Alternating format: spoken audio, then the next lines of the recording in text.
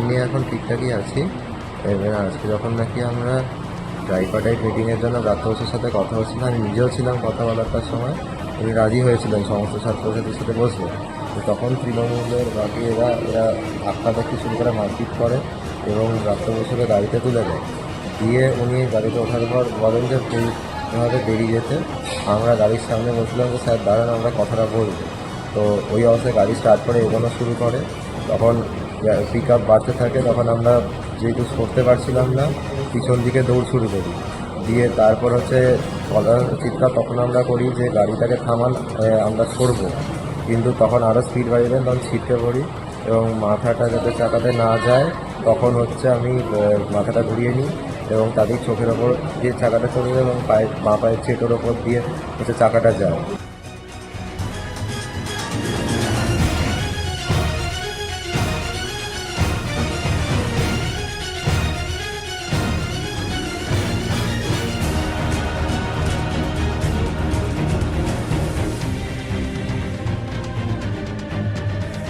গতকাল ওয়েবকুপার সভার উপলক্ষে ব্রাত্য বসু শিক্ষামন্ত্রী এই রাজ্যে তিনি বিশ্ববিদ্যালয়ে এসেছিলেন বলে আমরা জানি, প্রত্যেকে দেখেছি।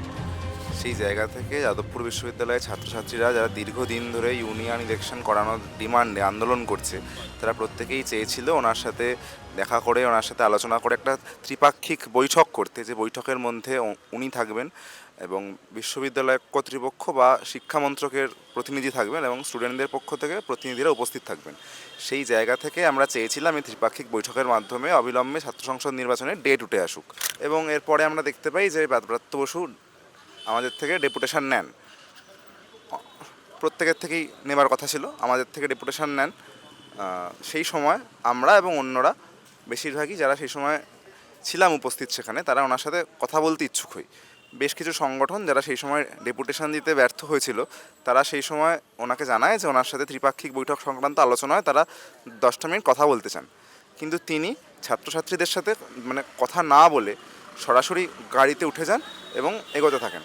সেই জায়গা থেকে একটা আনরেস্ট ক্রিয়েট হয়। কিন্তু সমস্যাটা হয় যখন আমরা দেখতে পাই যে বারংবার করে বহিরাগত তৃণমূলের গুন্ডারা, যারা অধ্যাপক নন, শিক্ষক নন, ওয়েবকুপার সাথে কোনো সম্পর্ক নেই, মধ্যমগ্রামের একজন তৃণমূল নেতা এবং আরও অনেকে, এরা প্রত্যেকে বিশ্ববিদ্যালয়ে আসেন এবং যাদবপুর বিশ্ববিদ্যালয়ে বহিরাগত আসার সমস্যা আজকে নতুন না।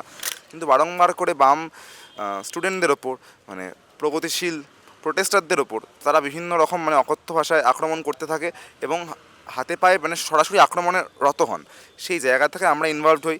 আমি ব্যক্তিগতভাবে এই বিশ্ববিদ্যালয়ের তৃণমূল ঘনিষ্ঠ অধ্যাপক ওম প্রকাশ মিশ্র, ওনার গাড়ির ধাক্কায় আহত হয়েছি। উনি গাড়ি থেকে নেমে এসে এই বিশ্ববিদ্যালয়ের দুজন ফিমেল স্টুডেন্টকে বেধড়কভাবে মারপিট করেন। তাদের সাথে আমার মূলত হাঁটুতে এবং গোড়ালিতে আঘাত পেয়েছে, ভালো রকমই আঘাত পেয়েছে।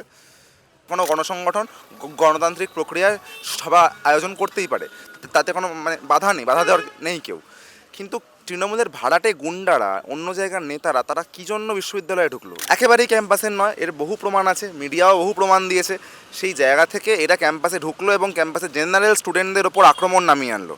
যাদবপুর বিশ্ববিদ্যালয়ের স্টুডেন্টরা যারা আজকে আমরা আছি, এই রাজ্যের সমস্ত কলেজ বিশ্ববিদ্যালয়ের প্রগতিশীল স্টুডেন্ট আজ যারা আমরা এখানে আছি, তারা প্রত্যেকে এই ঘটনার তীব্র নিন্দা করি এবং ব্রাত্য বসুকে এর জন্য কঠোরতম শাস্তির সম্মুখীন হতেই হবে। কিন্তু যতদিন না পর্যন্ত এই ঘটনার বিচার হচ্ছে, যাদবপুরের স্টুডেন্টরা যারা আমরা আছি, তারা রাস্তায় থাকবো, তারা বিচারের রাস্তায় থাকবো।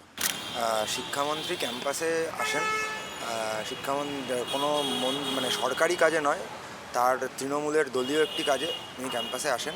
তো ছাত্রছাত্রীদের দীর্ঘদিনের যে দাবি, ছাত্র সংসদ নির্বাচনের দাবি, ক্যাম্পাস সংক্রান্ত বিভিন্ন দাবি দেওয়া এবং ক্যাম্পাসগুলোতে তৃণমূলের যে হুলিগানিজম, অরাজকতা, তার বিরুদ্ধে ইউনিয়ন ইলেকশনের যে দাবি, সুশৃঙ্খল ক্যাম্পাস তৈরি করার যে দাবি, সেই দাবি নিয়ে ছাত্রছাত্রীরা বলে একটা ত্রিপাক্ষিক বৈঠকের কথা, যেখানে কর্তৃপক্ষ, ছাত্রছাত্রী এবং ছাত্র প্রতিনিধি এবং শিক্ষামন্ত্রীর উপস্থিতি তারা দাবি করে। তো শিক্ষামন্ত্রী সেরকম কোনো বৈঠকে রাজি হননি এবং বৈঠক তিনি করেনও নি। ছাত্রছাত্রীরা তাদের বক্তব্য শিক্ষামন্ত্রীর কাছে জানাতে যায়, শান্তিপূর্ণভাবেই তারা জানাতে যায়। কিন্তু তারপরে পরবর্তীকালে দেখা যায় যে তৃণমূলের ওখানে উপস্থিত বহিরাগত লোকজন, বিভিন্ন বাইরে থেকে তৃণমূল এই প্রোগ্রামটির জন্য তৃণমূলের সমর্থক কর্মীদের নিয়ে আসে।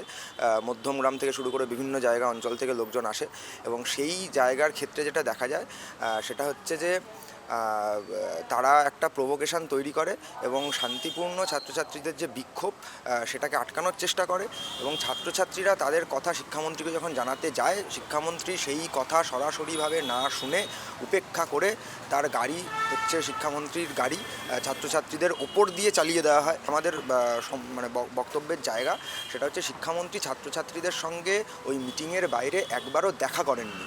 উনি যখন ক্যাম্পাসে ওনার 5 নম্বর গেট দিয়ে ঢোকার কথা ছিল, উনি 5 নম্বর গেট দিয়ে না ঢুকে উনি 1 নম্বর গেট দিয়ে ঢোকেন এবং সবার চোখ এড়িয়ে উনি ওইটিতে ঢুকে যান এবং বেরোনোর সময়ও ঠিক সেটাই হয়।